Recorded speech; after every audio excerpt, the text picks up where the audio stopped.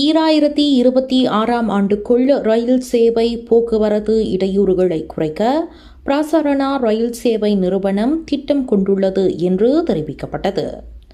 நாட்டில் ரயில் சேவை இடையூறுகளின் எண்ணிக்கையை குறைக்க 2026ஆம் ஆண்டின் 2ஆம் காலாண்டில் 1 மில்லியன் கிலோமீட்டர்களை அடைய பிரசரணா ரயில் சேவை நிறுவனம் எண்ணம் கொண்டிருப்பதாக போக்குவரத்து அமைச்சர் ஆந்தனி லாக் தெரிவித்துள்ளார்.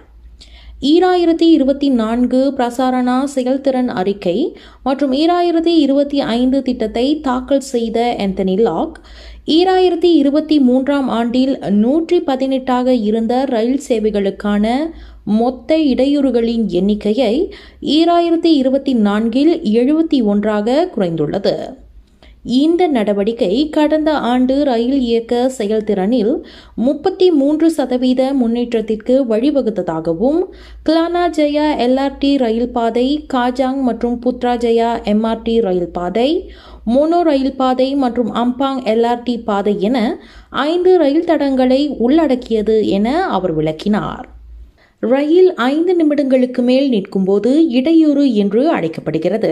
ரயில் 15 நிமிடங்களுக்கு மேல் நகராத போது மிகவும் கடுமையான இடையூறு ஏற்படுகிறது. இடையூறுகளின் எண்ணிக்கையை குறைத்திருக்கலாம், ஆனால் நாங்கள் நிச்சயம் திருப்தி அடையவில்லை. எங்கள் செயல்திறனை மேலும் மேம்படுத்த முயற்சிக்கிறோம். 2026ஆம் ஆண்டுக்குள் 1 மில்லியன் கிலோமீட்டர் எட்டும் என்று நம்புகிறோம் என்று அவர் மேலும் நம்பிக்கையுடன் கூறினார்.